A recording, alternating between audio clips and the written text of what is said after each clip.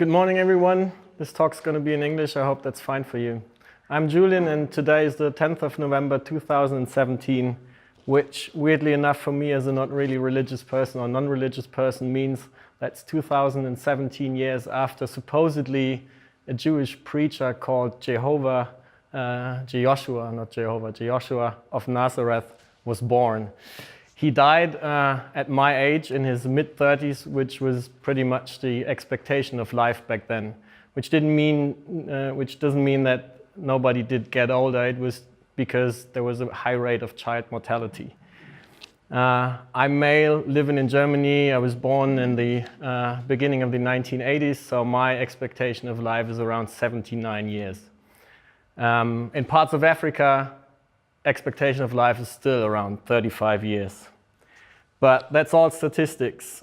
I could actually die anytime. And guess what? You too. I'm sorry for shooting such an unpleasant thought to your face this early in the morning. Feels kind of uncomfortable, right? It's a little bit scary maybe. But why is that? And why do we tend to push the topic of death so far away from us? Death is inseparably connected to life. There is no life without death and no death without life. But what does it actually mean to die? I learned a lot about death preparing for this talk. I watched videos of people who were clinically dead and came back to life and listened to their experience. I've seen photographies of Indonesian people that dress up their dead relatives and make them be part of their daily lives for years. I watched a documentary on older people from New Zealand which built their own coffins in the shape of trains or Elvis Presley shrines or things like that. And I was trying to find my own relation to death because I kept on pushing it aside as much as possible. And I realized I cannot really wrap my head around it. I don't really know what death means, and I think that's pretty normal for humans. And I learned that our perception of afterlife or our idea of death is very well connected to religion. So here comes a little theological excursion. We live in a world where, here in the part of the world where Christianity, or more precisely Catholicism, as the dominant religion. And I think most of us know the idea of death or afterlife in Catholic religion. It's the idea of heaven and hell. It's where the believers that lived according to the Christian rules and didn't sin in the terms of Christian beliefs go to heaven, enjoy the presence of God, the presence of other believers, and live a suffer-free and sin-free life where the non-believers and the ones who didn't follow the rules go to hell and suffer for eternity.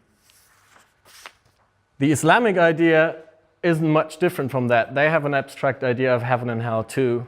The great difference is in the Christian beliefs you are judged when you die, and in the Islamic beliefs everyone is judged on the same day. It's the day where God destroys this world. And you're either granted access to the paradise, to heaven, or you suffer in the grave for eternity.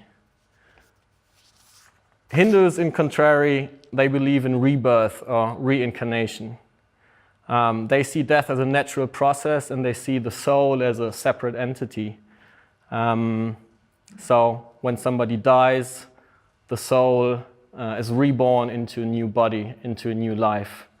And their understanding of life is based on the idea of karma, which you probably heard of. Karma comes from the language Sanskrit, and it means deeds or actions. And it's understood as a natural concept, not a God-given concept, but a natural concept of action and reaction, as a concept of cause and effect. And so everything you do during your life has an effect in the future, either in your present life or in one of the future lives. So the life you live, your soul lives in a new life, is also based on the deeds that were done in the life before. The Buddhist idea is similar but slightly different. They don't believe in rebirth as the same soul into a different body, but as a so-called transmigration. But I don't want to go into detail too much with that. The Jewish idea is different. Actually, it's not a real idea. Although Christianity and Islam are based on Jewish religion, and both of them focus very much on the afterlife, the Jewish religion doesn't. There is no real dogma about the afterlife in Jewish beliefs. They are more focused on the earthly life, and they see everything that you do has consequences in your earthly life. So whether you're punished or not happens in the life you live. But back from theologic thoughts to why is it so scary? Like the idea of your own death, your own mortality. Is it due to the Christian or Catholic influence we have here? Or is it due to our natural instinct to live, to survive? Either way, wouldn't it be nicer to not be scared? Because, I mean, to be afraid is not really a nice feeling, is it? I once read the sentence, the fear of dying really is the fear of not having lived the life you wanted to live. But what is the life we want to live? Bronnie Ware, a palliative nurse from Australia, gave company to people that were about to die. So she spent the last weeks with a lot of people. And she had a lot of conversations with them. And she noted down their biggest regrets on life. And she wrote a very successful blog about it and turned it into a very successful book. And I want to have a look at those top 5 regrets of the dying. Number 1 is, I wish I had the courage to live a life true to myself, not the life others expected of me. This is the most common regret of them all. And she says that people at the end of their lives realized how many dreams have gone unfulfilled due to the choices they had made during their lives. I read a book some time ago on essentialism, so about focus in life and decluttering your life. And I marked a sentence from the chapter of decision making, and it says, it's either hell yeah or it's no. And that is a very interesting concept. If you try to use it whenever you make a decision, it works with very basic things like going to a restaurant or going to a different restaurant just as much as it works with choosing a job or not choosing a job. Another thing I've tried is I took some time, several months in a specific year of my life, where I took notes whenever I thought I came up with something that is important to me, something that makes things true to me. And I noted them all, and I made a poster from it and put it on my wall. And I look at it on a daily basis, and it really helps me as a guideline to make the right decisions, make the right choices, to stay on track with what's true to myself. And when I talk to people, I get that a lot, that people tell me about their dreams, and then they tell me about their current situation, and there's a huge gap in between that. And I know how that feels. I have that gap too. I think I made some progress in the past couple of years to narrow that gap down a little bit. And that was, of course, help of friends and family. That was reading some books. But it was also because I actually went to a professional. You can call him a coach, you can call him a therapist, give it a name you choose. And he helped me figuring out what do I have as inner obstacles, what do I have as behavioral patterns that keep me from actually doing what I want, to reaching my potential, to fulfilling my dreams. And that is something that helped me a lot. And we're very lucky. We live in a world, or in part of this world, where that's actually accessible, that professional help, and it's affordable. And I can highly suggest that to anyone. You don't have to feel like ill or sick or troubled to do that. It's just, you can even get some money from the state to fund it. This is a manifesto from Holsti. It's a creative agency from New York. And my manifesto looks pretty similar. Number 2 is, I wish I hadn't worked so hard.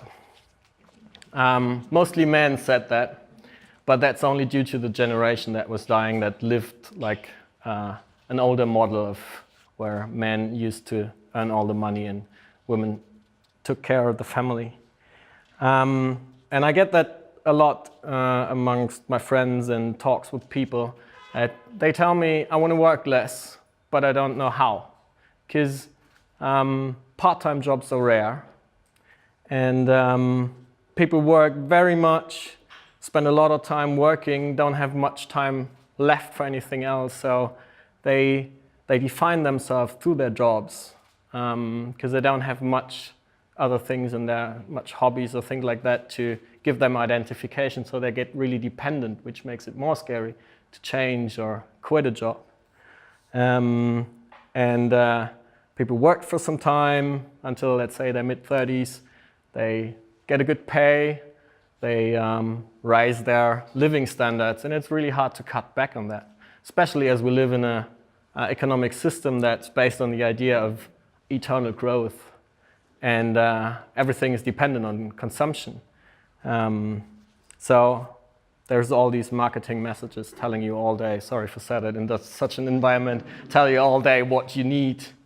Although I think most of us know deep down that we skipped that point where we had everything that we needed a long time ago. And I think in this society we have a standard life model that is shown to everyone that doesn't take any individual needs into consideration. It's that standard life model of being employed, working on a good career, trying to earn more money, raising your status. But there is no room for a lot of needs and ideas and dreams and different perspectives. And we live in a time with a huge amount of freedom of choice. And that amount of freedom of choice has never been like that. So we cannot really ask any parents or grandparents on how to deal with that. We need to figure it out for ourselves. And it's a difficult way. If you think about being self-employed, that takes a lot of knowledge, it takes a lot of courage. And not everyone has that, not everyone can access it. But I just want to say that it's worth giving that a try and learning that, because, who wants to teach the next generation on how to deal with the situation?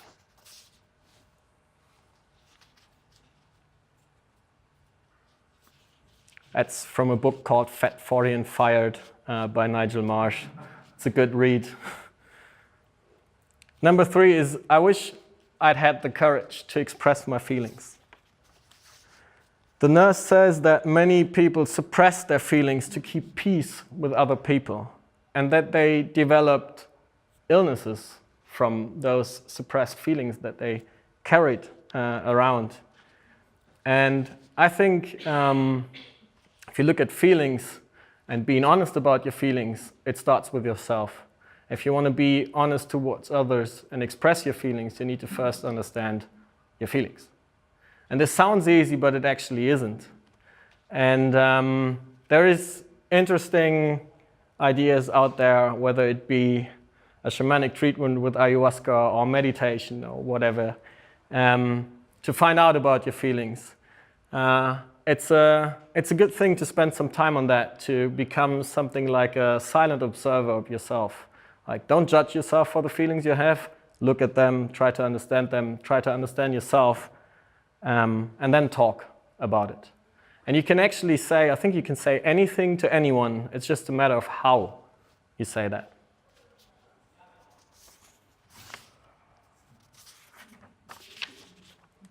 Number 4 is, I wish I had stayed in touch with my friends.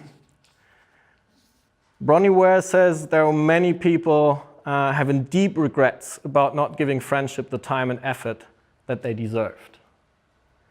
And I recently read about a panel study run by the Harvard University. A panel study is some kind of scientific research where you ask the same people the same questions over a long period of time. And this is, I think, one of the biggest panel studies ever done. It's still running, and it's been running for 80 years.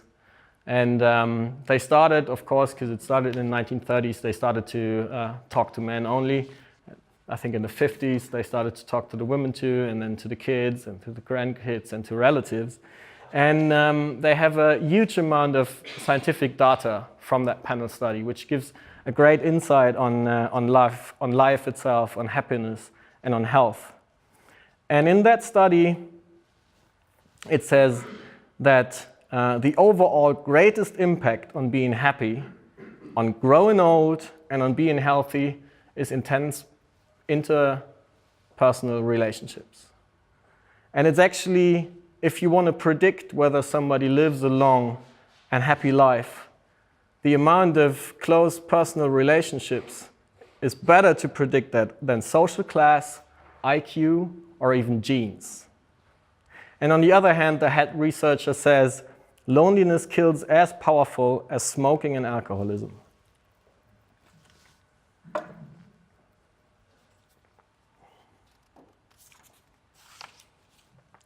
Which leads us to number 5. I wish that I had let myself be happier. I think it's an interesting way to put that in terms of words. The nurse says this is a surprisingly common one. Many did not realize until the end that happiness is a choice. She further explains most got stuck in old patterns and habits, built strong comfort zones, and developed a strong fear of change. She says that many people said that they realized towards the end of their life that they did always pretend towards others that they were fine with the situation. But what they actually did is tell it themselves. So this is again really much about honesty and honesty to yourself. And it's about choices. And you cannot only choose your action, you can also choose your perspective on things. And that's a very powerful thing, because in the end, reality just exists in our minds. And realities differ very much. And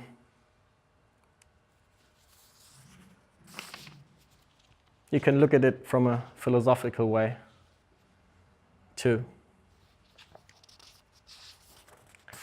And ultimately, you can choose what you want death to mean for you. It doesn't have to be dark, scary, painful, tabooed, or anything like that.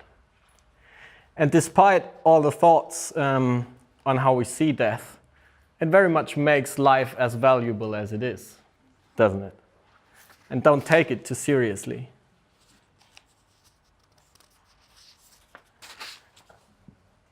And I want to end this with a joke that a friend of mine told me some days ago, because I had very interesting conversations on the topic of death for quite some weeks. And it goes like this. There's a man who dies and he goes to hell. And he arrives there and it's totally different from what he expected. It's beautiful nature, it's a nice forest, green leaves, green grass, blue sky, sunlight. Devil shows up and he asks like, "Hi man, you want a drink or something?" He's very confused and he's like, "Yeah, beer maybe." "Yeah, sure." So devil disappears, he reappears, hands him a cold beer, keeps on walking, brings that cold beer, walks through the forest. Devil shows up again, is like, "Hey mate, you want to grab something to eat?"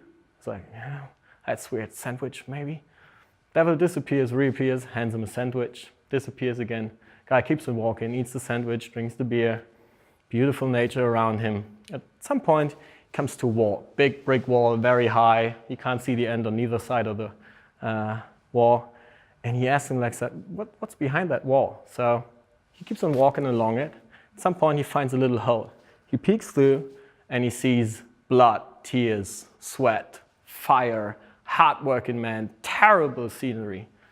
He's very confused. He goes back to the forest, shouts for the devil. Devil shows up. And the guy asks, like, "Hey, devil, what's up with that wall? You know, what's going on behind there?" And the devil says, "Oh, well, that wall, yeah. Well, behind that, that's the Christians. They want it like that." So thank you for listening and have a good day and a good weekend.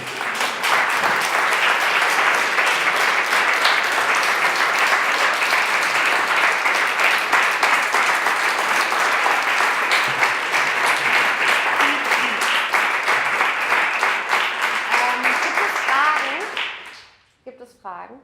Bestimmt. Ihr könnt auch auf Deutsch fragen, or you can ask in English as you like. I just wanted to add something to that.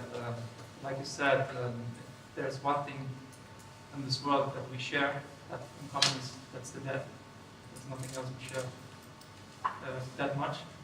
And I think even before death, there's one more thing that even more important, and that's what's the purpose of life. So basically, if you get to know what's the purpose of life, you can deal better with the death somehow, because you know what the spoon is for, and what the iPhone is for, but you can't answer the question, what's the purpose of life? And I think that would lead to a better life, and you would question stuff like, you create if there's a purpose or not, and you would actually lead a better life. Absolutely. When I read about religion, I realized that is one of the eternal questions that humans keep on asking. What is the purpose of being here? What's the reason for me to be here? What shall I do? And religion offers answers to that too, of course, because the idea of what happens after you die is also very much based on what you've done during your life, which is trying to answer that question. I think that unites us somehow, trying to find that answer.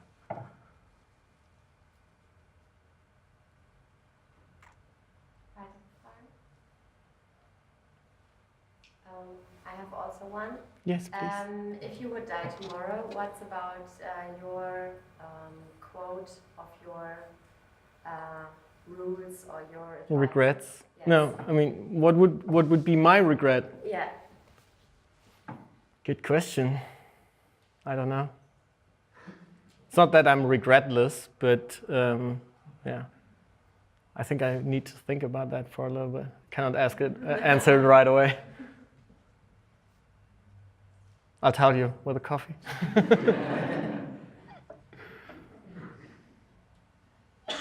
Is that like this topic of death, is that something you're working on for longer, or is it, No. what's it for the theme today that you started looking into it? Yeah, I had my experiences with death in my personal life, but that was just for this talk. I decided, I was asked to give a talk, and I was handed a list with topics, and I thought, it's far out of my comfort zone to stand in front of 50 or 60 people and talk, plus in a foreign language. Why not choose the hardest topic of them all? Yeah, plus it was very enriching. Like I said, I think the most interesting thing about it was good conversations. I've been thinking about I think I knew the topic in something like July. And what I've done is I just started conversations with everyone about the topic, just to, get some different perspectives.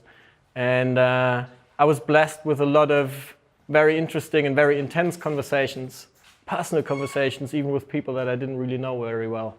That was very enriching. In your experience with all the talks you did with other people, do people try to avoid thinking about death, or are they more open to deal with it, with the thoughts? Different, some like this, some like that. I have the impression, and that's just a very subjective point of view, I have this, the impression that most people try to avoid thinking about their own mortality. I've realized that talking to a very good friend of mine who really confronted himself with his own mortality a lot. And talking with him about it, I realized that I think everyone else, me included, was far behind that. And telling others about what he's done and listening to him and his experience, like he really shocked people. I think he's in peace with his own death. And when he talks to people about it, most people get really confused, scared. They neglect the conversation, which for me is a sign that they're not there yet. So they push it aside, most of them. But I mean, that's not representative or anything. Okay, vielen Dank. Gerne. Und genau, also wenn ihr noch Hunger habt oder Durst, dann bedient euch gerne am Frühstück und ansonsten schönes Wochenende und feiert morgen schön Karneval. Ach so, ja. Guten Rausch.